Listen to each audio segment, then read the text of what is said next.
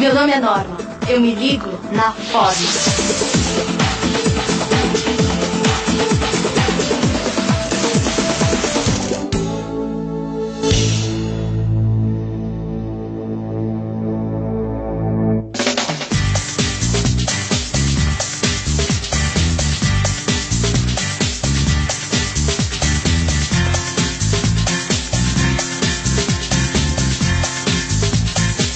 Quando eu disse que me ligo na forma, você deve ter pensado que eu só penso em me manter em forma.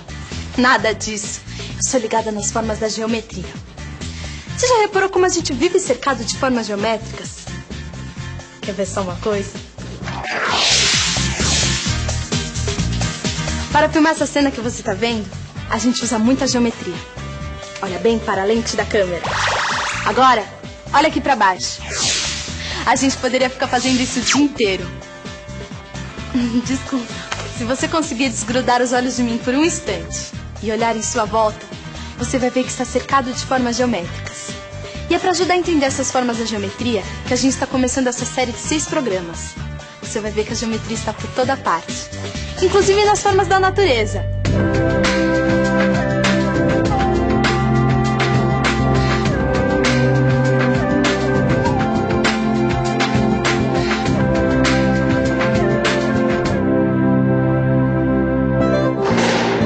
Os gregos antigos também se ligavam em geometria.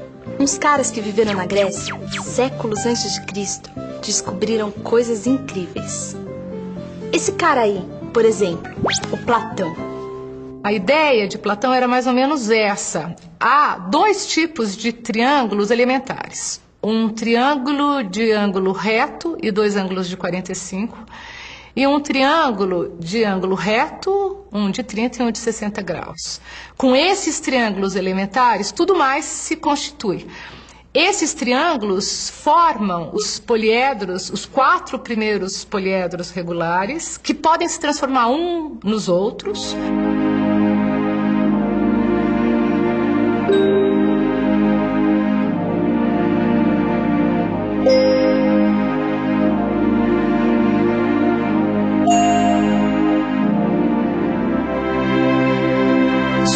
Dodecaedro é deixado de fora, não corresponde a nenhum desses elementos, porque, segundo o mito, ele organiza o universo como um todo. O termo poliedro vem de raízes gregas. Hedra significa assento, banco, e, de certo modo, o lado em que um sólido se apoia. Sabe o que esses sólidos têm de especial? Eles não têm pé nem cabeça. Quer dizer, você não consegue virá-los de cabeça para baixo. Ou eles sempre estão de cabeça para cima, ou sempre de cabeça para baixo. Quer tentar?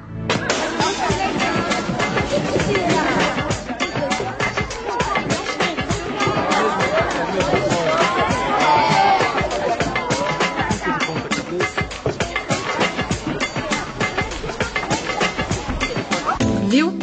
Esses sólidos são iguais em qualquer posição, porque eles têm todas as faces exatamente iguais.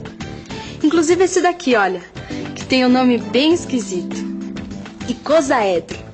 Ele tem 20 faces iguaizinhas.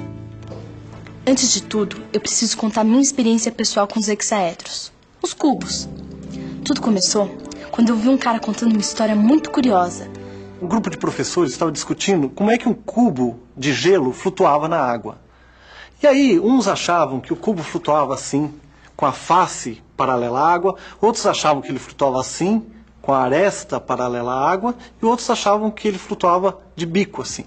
E sempre depois das aulas, eles ficavam fazendo os cálculos como se fosse uma diversão. E o faxineiro passava e olhava aquilo e estava atrapalhando o serviço dele. E um certo dia, depois de muito calcularem, o faxineiro chegou com um monte de cubos que ele tinha cortado em casa, de madeira, e disse assim: gente, em vez de ficar calculando, por que vocês não jogam o cubo dentro da água para ver como é que ele flutua? E a sorte foi que ele cortou uma série de cubos com madeiras diferentes. E olha o que aconteceu. Ele jogou um cubo que era bem pesado, depois um outro assim, um outro assim, e outro que era mais levinho assim. E aí o que aconteceu? Eles viram que os cubos flutuavam de maneiras diferentes. por causa do peso deles. Conforme o peso, varia a posição de flutuação do cubo. Conforme a densidade desse cubo, ele vai ter uma posição diferenciada. Depois que eu vi essa história, eu decidi repetir a experiência do faxineiro. Fiquei até com a pele enrugada de tanto observar e mexer com os cubos na água. E foi aí que... Eureka! O que acontece se eu dividir esses cubos bem nessa linha aqui?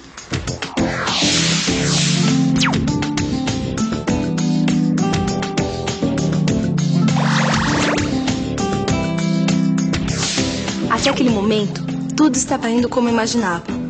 Mas com o cubo nessa posição estranha, eu não tinha ideia do que poderia acontecer. E só tinha um jeito de descobrir. Uau! Como é que eu podia imaginar que dentro de um cubo pudesse existir um hexágono regular? Não é o máximo? Por causa disso, eu fiquei louca para dividir os cubos de qualquer jeito. É claro que não ia adiantar nada eu dividir os cubos de qualquer jeito. Eu precisava de um método, de um sistema. Por exemplo, pegando por um vértice.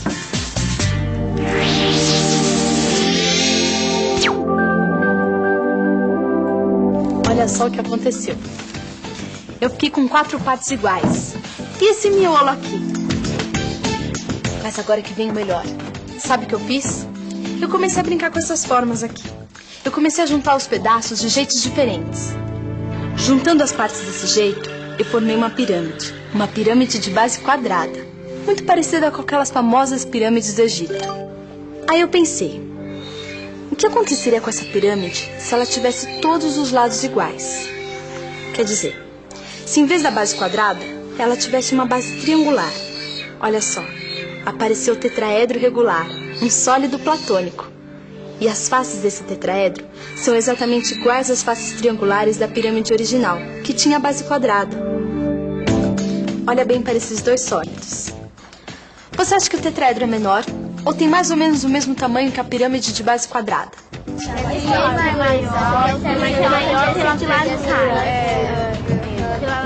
Lembra que esse tetraedro aqui foi montado a partir do cubo? Olha só. Olha como desse jeito a figura parece muito maior. Aliás, parece não. Ela é muito maior. Quer ver?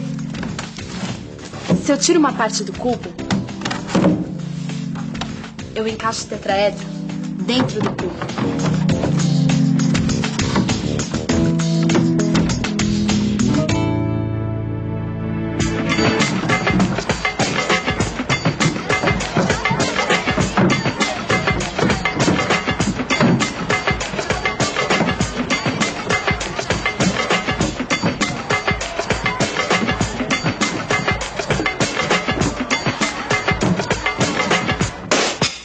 Falei que geometria é o máximo?